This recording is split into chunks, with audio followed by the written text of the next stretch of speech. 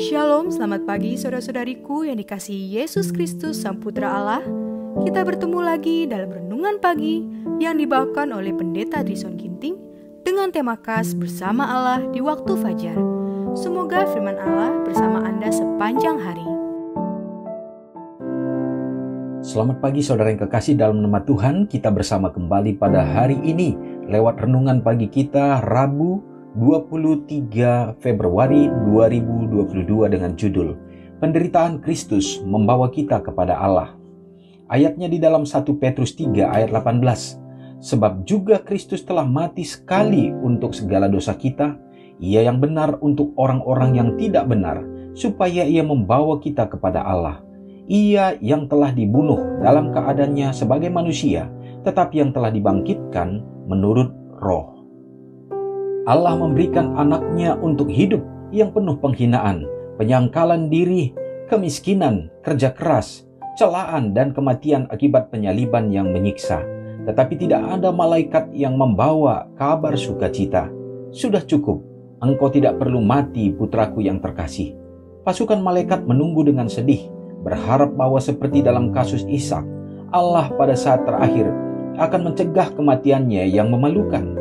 Tetapi malaikat tidak diizinkan untuk membawa pesan seperti itu kepada putra tak terkasih Allah. Penghinaan di pengadilan dan dalam perjalanan ke Kalvari terus berlanjut. Dia diejek, dihina, dan diludahi.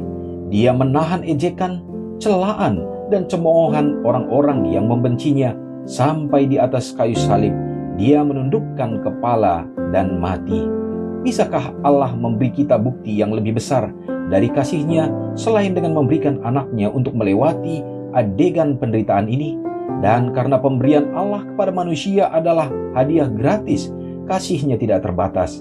Demikian juga tuntunannya atas kepercayaan kita, ketaatan kita, segenap hati kita, dan kasih sayang kita juga tidak terbatas. Dia menuntut semua yang mungkin manusia berikan. Penyerahan diri kita harus sesuai dengan pemberian Allah. Ia harus lengkap dan tidak ada yang kurang. Kita semua berutang kepada Allah. Dia menuntut ketaatan yang tepat dan sukarela, dan tidak ada yang kurang dari ini yang akan Dia terima.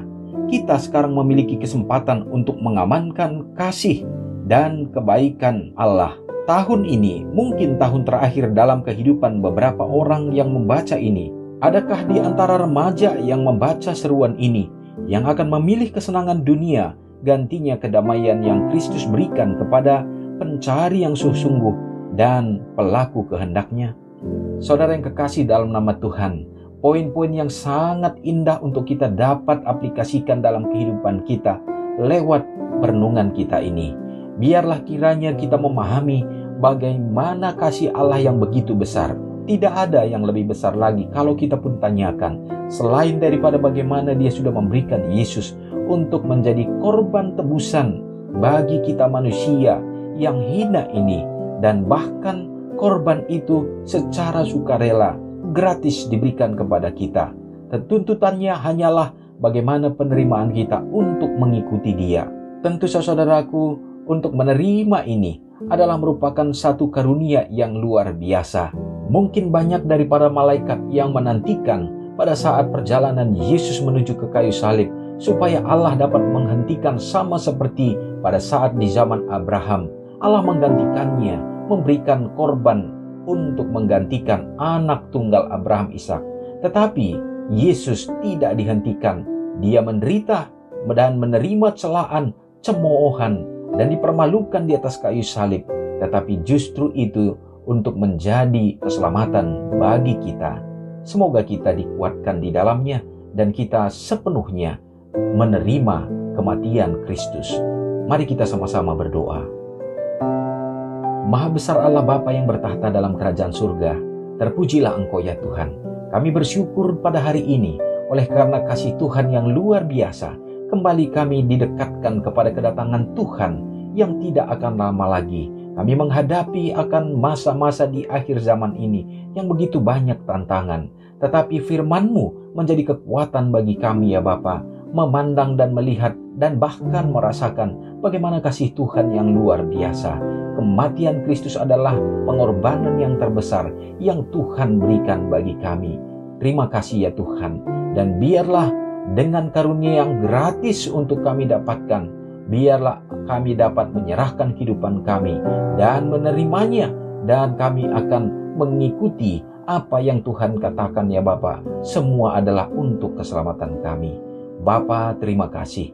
Pada hari ini bila mana kami melanjutkan segenap aktivitas kegiatan kami ya Bapa, Tuhan memberkati umat-umat-Mu di mana saja berada, baik di pedesaan, baik di kota, demikian juga di dalam berbagai pekerjaan, baik yang nelayan di dalam lautan, demikian juga ya Bapa yang bertani, baik di sawah, di kebun, bahkan usaha-usaha dagang, demikian juga tentunya Bapa yang bekerja di kantoran dan pengusaha-pengusaha.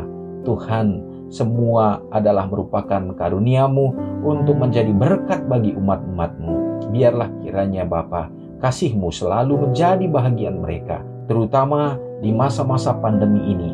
Biarlah kiranya Tuhan akan melepaskan dan melewatkan, dan bahkan bila mana ada yang terpapar oleh karena pandemi ini ya Bapa, biarlah kiranya Tuhan memberikan penyembuhan dan juga ya Bapa kesehatan yang datangnya daripada surga. Ya Bapa, bagi anak-anak Tuhan yang pada hari ini merayakan hari ulang tahun mereka, Tuhan akan memberkati, pertambahkanlah kiranya damai, demikian juga ya Bapa panjang umur, dan Tuhan isi di dalam berkat-berkat-Mu untuk mereka akan nikmati berjalan bersama dengan Tuhan. Kiranya berkat yang sama menjadi bagian kami umat-umat-Mu ya Bapa. Mengampuni dosa kami. Doa ini hamba-Mu serahkan di dalam nama Yesus yang sudah menjadi juru selamat kami. Amin. Selamat pagi, Tuhan Yesus memberkati. Ingatlah Matius 5 ayat 13-16. Biarlah kamu menjadi garam yang mengasinkan dan terang yang menyinari kehidupan orang lain. Jangan lupa subscribe, like, dan share ke seluruh dunia.